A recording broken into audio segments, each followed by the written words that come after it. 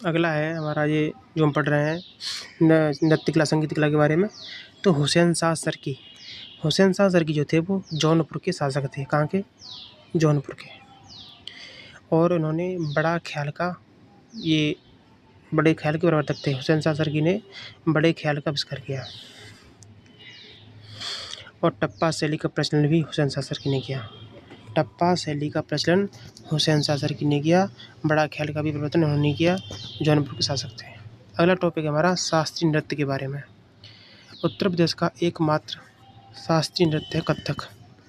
और कथक का सर्वाधिक विकास नवाब वाजिद अली शाह के दरबार में हुआ। कब हुआ? नवाब वाजिद अली शाह के दरबार में हुआ। कथक में ठुमरी का समावेश किसने किया? बिंदादीन ने। कथक में ठुमरी को मिलाया था बिंदादीन ने सरनप्रिया नाम से। भाई सरनप्रिया नाम से ठुमरी बंदिश की रचना किसने की? बिंदादीन ने की थी। अब कथक के कुछ कलाकार देख लेते हैं कौन से हैं। शंभू महाराज, बिरजू महाराज, लच्छू महाराज, तीनों महाराज थे। याद रखना, बिरजू महाराज को पद्म विभूषण मिल चुका है। तो शंभू, बिरजू, लच्छू, तीन तो महाराज कथक करते हैं। और कौन करता है? लीला खोके, इसको मेनका कहते हैं।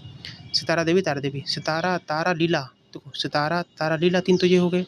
लच्छू महाराज, बिरजू महाराज और शंभू महाराज, 6 लोग थे कथक के मुख्य कलाकार। नेक्स्ट, लोक नृत्य देखो। उत्तर प्रदेश में प्रचलित लोक नृत्य कौन सा है? नौटंकी है। चरकुला नृत्य के बारे में समझो। चरकुला नृत्य ब्रज क्षेत्र में प्रचलित है। कहाँ पे?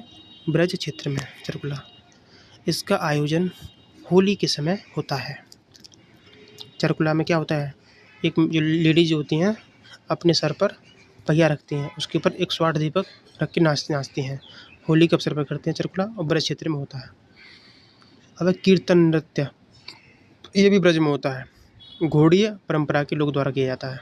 घोड़ीय परंपरा के लोग कीर्तन करते हैं। झूला नृत्य, ये देखो 2 जगह होता है झूला। अयोध्या साइड में होता है, अवध में भी होता है और ब्रज में भी होता है। देखो झूला नृत्य ब्रज क्षेत्र में श्रावण मास में मंदिरों में किया जाता है। सावन के महीने में होता है। सावन के जिन्होंने मुझको बुलाया, गाना सुना है? रास नृत्य, रासलीला, रासलीला कहाँ होती है? ब्रज में होती है। नेक्स्ट है नरसिंह नृत्य। नरसिंह नृत्य भी ब्रज में होता है। ये नरसिंह चतुर्दशी को, नरसिंह चतुर्दशी को होता है। भगवान नरसिंह द्वारा हिरण्यकश्यप का वध किया गया था, उस उपलक्ष्य में मनाया जाता है। नरसिंह नृत्य भगवान नरसिंह ने हिरण्यकश्यप को मारा था तब उसके मनाया जाता है। और शत्रुघ्न ने लवणासुर को मारा था, इसलिए भी नरसिंह नृत्य किया जाता है ब्रज क्षेत्र में। घड़ा नृत्य कब होता है? घड़ा नृत्य होता है ब्रज क्षेत्र में होता है। और इसमें रथ के पहियों पर घड़ा रख के डांस किया जाता है।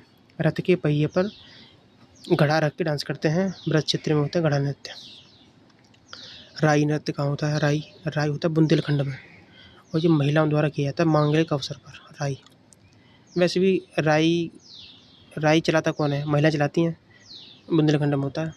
ख्याल नृत्य, ये भी तो राई हो गया, ख्याल हो गया, दोनों ही बुंदेलखंड के हैं। ख्याल और ख्याल नृत्य जो है महिलाओं द्वारा किया जाता है मांगलिक अवसर पर। वैसे महिला अपने ख्यालों में खोई रहती हैं। पाई डंडा या मोनी नृत्य, पाई डंडा या मोनी नृत्य देखो, पाई डंडा भी बुंदेलखंड में होता है और इसको बुंदेलखंड का डांडिया भी कहा जाता है। पाई डंडा नृत्य को या मोनी नृत्य को क्या कहते हैं?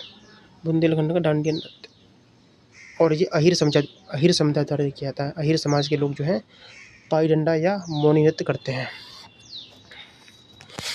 नेक्स्ट है बरेढ़ी या दीवारी नृत्य। बरेढ़ी या दीवारी, ये भी बुंदेलखंड का है।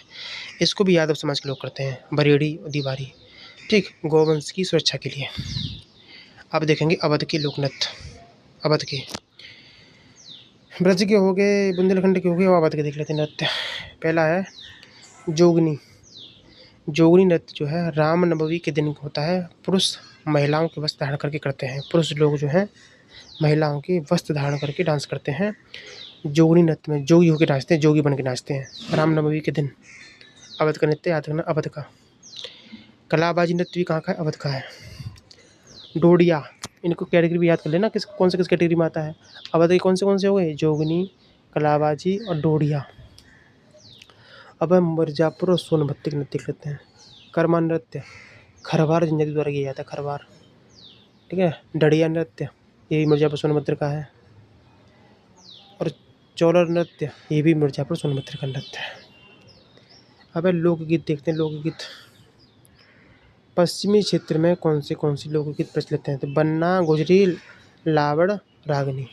बन्ना, गुजरी, लावड़ और रागनी पश्चिमी क्षेत्र के लोकगीत हैं। ट्रिक क्या है? बगुला, रागनी, बा से बन्ना, गु से गुजरी, ला से लावड़ी और रागनी, बगुला, रागनी। ब्रज क्षेत्र के नृत्य हैं रसिया, झूला, होरी, मल्हार।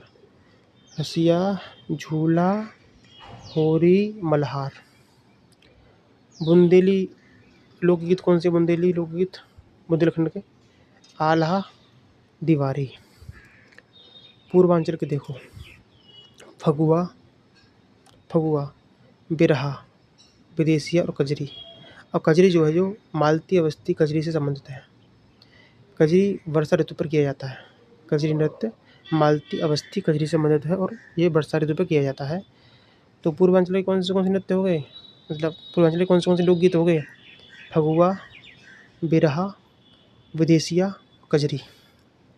अवध क्षेत्र के नृत्य देख लेते हैं। झूला, सोहर, संस्कार और कजरी। ठीक है। झूला नृत्य ब्रज में भी होता है और अवध में भी होता है।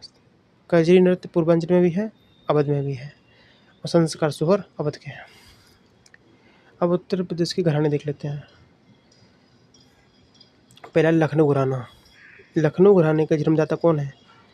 वाजिद अली शाह। तो वाजिद अली शाह के दरबार में लखनऊ घराने का उदय हुआ। और अवध में कला का स्वर्ण युग जो था लखनऊ घराने को कहते हैं। अवध की कला का स्वर्ण युग किसे कहते हैं? लखनऊ घराने को। ठीक है। नेक्स्ट इसमें देख लेते हैं लखनऊ घराने के बारे में, नेक्स्ट वीडियो में देखेंगे।